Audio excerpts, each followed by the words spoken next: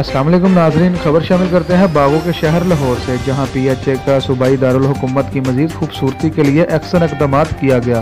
इस हवाले से DG PHA मोहम्मद ताहिर वटू ने ब्रीफिंग देते हुए कहा कि जश्न बहारा की मुनासबत से लिबर्टी गोल चक्कर पर सैकड़ों इकसाम के फूलों को नुमाइश सजाई जाएगी। मजीद जानते हैं शराज खान की इस रिपोर्ट में। जी बिल्कुल, PHA का सूबाई दारुल हुकूमत के मजीद खूबसूरती के लिए एहसन इकदाम।